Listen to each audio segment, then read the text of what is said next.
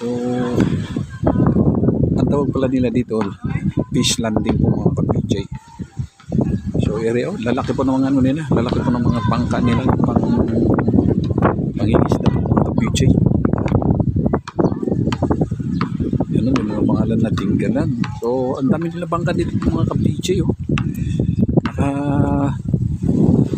Daong po ang karamihan po mga ka-PJ. Dito po sa lupa. Kitang-kita natin po dito po mga ka-PJ. So, nila ginagawa mga sasakyan nila, yung mga pangingisda, at kung meron man sila gagawin mga ka-PJ. So, naglalakihan po mga isang mga ano nila dito. Naglalakihan po yung mga basdig nila dito po mga ka-PJ. Marami hanggang doon pa po yung mga ka-PJ. Ang dami ah. Maluwag ito. Parang ang ilalim mo. Napakatulis oh. Napakatulis yung ilalim ng mga ka-PJ oh. Jumong 2 and 3.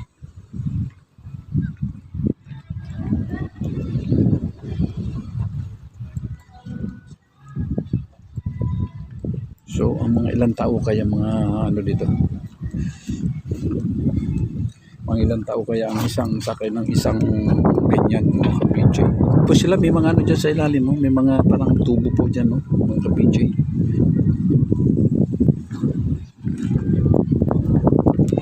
So, ang hirap lang po itong mga mangingisda itong mga ka-PJ. Ang kalaban lang nila pagka may mga typhoon. So, dito po tayo sa kabila mga ka-PJ. Tingnan natin dito. So, mga bangkan, mga maliliit lang ito. So, yun po yung namatay.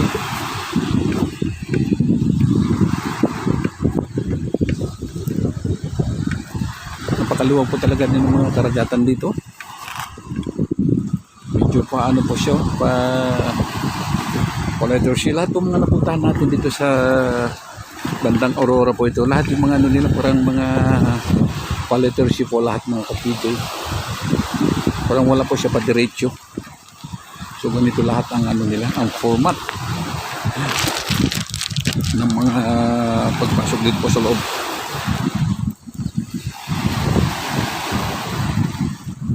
Medyo may mga ano lang oh. Mga maliliit-liit na ano lang, alon.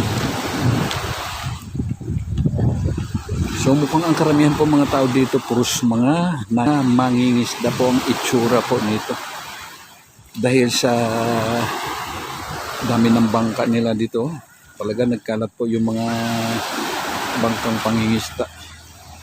So kung titingnan mo po mga bahay dito pa, ilan-ilan lang po mga bahay mga ka-PJ. Pero sa dami po ng mga bangka. So ibig sabihin, bali ito na po ang pinaka hanap buhay nila rito. Isda po. Kaya pa nung bago po tayo makapasok dito po mismo.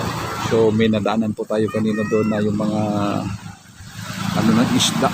Yung mga malalaking isda. Yung parang tuna ata kanino, yellowfin. Parang estatwa niya. Tapos na nandun po tayo sa bundok kanin, nakita rin natin, meron din naman po doon din ginawa din. Lumarlin naman. Malaking lumarlin ginawa nila doon. So, ibig sabihin, so, yun po mga ano nila dito, mga pangunahin na hanap buhay, source of income po ng mga mahirap dito ay mangingisda po mga ka-PJ. So tingnan mo naman oh. Ang dami na yan oh. Dahil tayo at lumaki rin naman po tayo sa tabing dagat doon sa Tawi-Tawi. So hindi po ganito karami ng mga bangkang pangingisda po mga ka-PJ. Dito lang po tayo makakita ng ganito karami. Halos oh, dikit-dikit po mga ka-PJ yung mga bangka nila po mga ka-PJ. Napakahirap talagang buhay ng mga isda na. Tapos doon ka sa laut, makababad ka sa kainitan and then yung dagat, napakainit na po yung ano yan. kung ano simoy ng dagat na yan pag mainit ang panahon. Tapos pag nag-ulan naman, ganyan din. Kalaban mo naman doon yung mga malalaking alon. Oo. Ang katumbas po nila dito yung mga magsasaka po, mga ka-PJ. Ganun din po ang buhay ng mga magsasaka. Grabe din talaga sa init. Talagang babad sa init din po sila mga ka-PJ. So no choice. Yan po talaga ang buhay nila. Yan po talaga ang kapalaran nila mga ka-PJ. So mas maganda naman yun. Mararanga po yung mga anak buhay nila. Talagang pinaghirapan talaga, pinagpawisan. Eka nga, pinagpawisan ng dugo mga ka-PJ. So doon naman mga bangka dito, kahit sa baler mga ka-PJ. Pag doon pupunta po ko sa baler at hindi po nito pa kami ng bangka doon. Ano gawa ninyo mga ganyan mga ganyan? Baka po. Narapuhay po sa tuna. Pantuna. Tuna po yan. So mga ilan ano po yan? Mga ilan araw po ninyo ginagawa yan? Ay ko na po to. Ay 2 araw lang po to ginawa.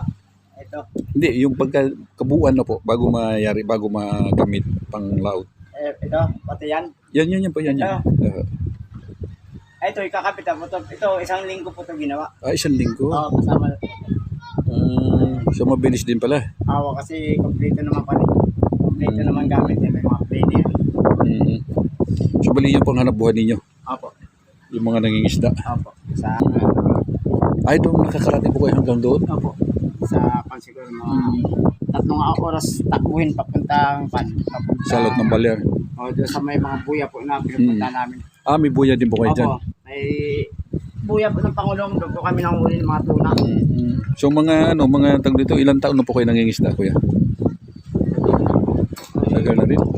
Pagdating po ko dito pa rin. 1993. Ay, saan po kayo galing?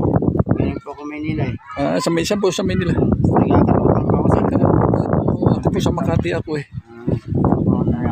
Dito po kayo nakapangasawa? Yung mga kampo, yung mga anak ko lang po, sila lang po ng biyanan ko dito. So pati kayo nandito na rin. Kasi dumiritso na rin po ako dito. So dito na rin po kayo naninirahan na? Ay, gano'n. Kung mas budget kang manang, lugar ko lang. So mga ganito kayo rito, magawa ganun? Ayan, so pinagawa ko lang po yan. Bayaw ko. Din po yan. Sa 2 linggo niya po rin po nabuyan. So kumusta naman po sa pangingisda?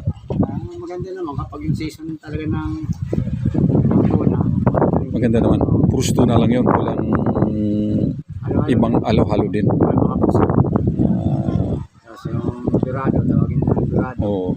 So mga anong buwan po ang magandang pangingisda po dito? Mga na po yan, June, July. Maganda na po ang panyan po. Di ba June, July yung mga ano na yan, mga tag-ulan na? Oo, yung kalaban ng bundok, kidlat. Oo, pero mas maganda pa pala ganun, nanguhuli kaysa mga ganitong panahon ng summer. Ito pag maliwanag kasi yung buwan, may na yung Ano ng isda? may na yung isda kasi maliwanag. Pero pag may dilim na, so pag may dilim, ano ginawa ninyo? May may kulman kayo, yung pang-ilaw? Wala. Meron po. Meron. Generator po. Naka-generator kayo. Ito yan po yung mga bangka malaki mo. Pero generator po ang gamit yan. Mga ilan kayo dyan? Mga ilan araw kayo doon? Ilan araw, ilan gabi kayo sa pangingisda? Yung gagawin po sa akin, malit lang na bangka. Aabot lang ako ng Bali 4 na araw, 3 gabi. 4 na araw, 3 gabi. So pag uwi ninyo, malaki-laki naman. Pag swerte, pero mas lamang yung kita kung sa lugi. See. Pero hindi naman kayo luging-lugi. At least, kumbaga sa balik puhunan naman. Balik. Pag makakahuli ka ng 1 piraso lang yun. Isang pirasyo malalaki. Mga 35 o 40 kilos. Okay na yan. Nakakawin konsumo. So halimbawa, pagka marami na kuha ninyo, saan ninyo po dinadala yun? Malabon po yan, direkta biyahe. Rekta biyahe kayo? Kay Kapulong po. So hindi lang pala dito ninyo binibenta lahat yan. Hindi lang. So Manila pala ang Malabon pala. Ang bagsak po. So mas maganda po dito sa inyo, wala kayong kalaban ng chick. Wala. Hindi tulad ng mga doon sa mga Sambales, mga inchik ang kalaban ninyo doon. Mga Navy ng inchik. Ano po yan, makakarating na po yan yung malaking baka. Galing pa yun. Galing Bataan. Galing Bataan? Pag ikaw po, Bataan yan. Eh, natin nata doon, eh, season na rin dito ng tuna. So kayo bumalik dito. Bumalik na rin yung So mga ilan na ano, yan takbo nila mula dito hanggang Bataan? May isang linggo. Magit isang linggo tinakbo nila papunta ron yun. Grabe ano? Saan ang ikot nila? Ano to, ikot nila ato, Burias. Yan, Masbate. Masbate na. Ay, malayo talaga. Malayo. Pabisayas. Oo, ganun na po. Ba't hindi sila dito pa norte? Ewan ko, kasi yun ang nakakunan, nasasalay nila. Nasaan na nila? Daan na kasi pag sa naka-GPS naman sila. Oo. Punta yun. Doon tinuro ng GPS nila. No, at saka may naka-tingnan kasi doon, yung mga nakalikaw. Ayun, minsan sumama na rin sila. Tapos, kabisado nila yung daan. Oo. May mga dumadayo din kasi dito. So ano pala, so pag uwi nila, tiba-tiba din sila o hindi naman? Ganon din. Parang mas malamang ata lugi Dito. nila. Mas malamang atang lugi doon eh. Kasi kung doon eh, kalakasan din kasi ng bagyo doon. Oo, kalakasan talaga ano doon. Ay, katulad yan, may parating na galing na ako. Oo. So dumadayo din pala. Bali ilan araw sila lahat na. Kasama biyahe, kasama doon. Meron mga isang buwan. Wala naman. Ay, masama doon. Oh, lahat na 'yon. Bago makabalik. Nasapan nata sila doon. 3 buwan ata. 3 buwan? Oo, doon sila dumayo. Kasi kapag dito, kapag yung halimbawa may na amihanin, doon na sila. Doon sila at medyo lantak na rin doon. Season na rin ng Ganun pala. So nakita ko kuya, masyado marami dito mga bangka. So kaya ako siguro dito, yun ang pinaka source of income ninyo noon, mga mangingisda. Walang mga palay dito dahil puro sa bundok dito. Wala eh. Dalang. Banda roon, papuntang Gabaldon yun. Pero dito nakita ko nga sa dami Wala po. Kahit sa paler, hindi ganito kadami ng dami ng mga bangka pangingisda eh, hindi ganito. So bro, dami ka ako. Kakunti na nga po yan. Kukunti lang yan? Hindi, katulad nung nakaraan nung hindi pa nadali ng bagyong Juan. So marami, so ibig mo sabihin kukunti pa lang yan? Marami nasira eh. Ano po yan dyan gawin? Dati mag-gulpi ang baka dyan, siksikan yan. Wala na. Kasi wala na eh, inubos ng bagyong Juan. So kunti pa pala ito. Ito nga eh, palit na lang din niya. Panibagong bili ko na lang din to at nadali din ng bagyo yung bangka ko. So kumusta naman po yung yung total na nabuhay? Okay naman, makakabuhay naman sa pamilya? Oo, nakakabuhay naman. Siguro kukumpara. Diskarte lang kasi pag halimbawa wala ka na sa dagat, hindi na season ng tuna. Dito naman sa tabi. At pintor naman kasi ako sa bahay. Okay. Yung ibang kasama namin, yun, dumadayo pa papuntang... Pagka wala ng ibang pagkakitaan, yun talaga. Oo. So, ako dito lang. Ilang taon na po kayo lahat? Bumubuhat nung 1990? Ako po ka na, 58 na ako, bang 59. So, ilang taon na po kayo nangingisda? Matagal na kasi, dati rin akong fishing boat eh. Pangulong sa kumpanya po sa Zamboanga, Universal Fishing. Ay, oo. Natawag po ako doon sa Zamboanga. Alam ko yan. Ba't ka napunta doon? Kinuha po ako ng chewing ko sa kumpanya. Pinasok po ako. Quartermaster naman yung kuha ko doon, yung kuha ko sa Pangulong. Hawak ko manupila. Ilang taon ka doon? Ilan? 6. 6 na taon? 1994. Di matagal-tagal na rin. Bata pa ako. 14 anos pa ako. So talagang nakaanuhan mo na sa pangingisda na? Masbate kasi kami nanapuhin namin. Puro pangingisda rin. Kaya nasanay na. Sanay sa bagay. Talaga mano yan eh. Marangal na ang trabaho yan eh. Sanay na. So sige po kuya, thank you so much. Maraming salamat. Ano po pangalan nila kuya? Toto po. Jomar. Jomar. Okay, thank you po. So, nandito po tayo sa Fish Landing. Fish Office. Andito po tayo sa Fish Landing sa barangay Apis. Talagang hanap buhay na talaga ang pangingisda. So, mga kabidya, hanggang dito lang po vlog natin. Ito po inyong abang lingkod ka DJ Ben Jasid. So thank you so much po sa inyo lahat. God bless. Mabuhay po tayo lahat mga Pilipino.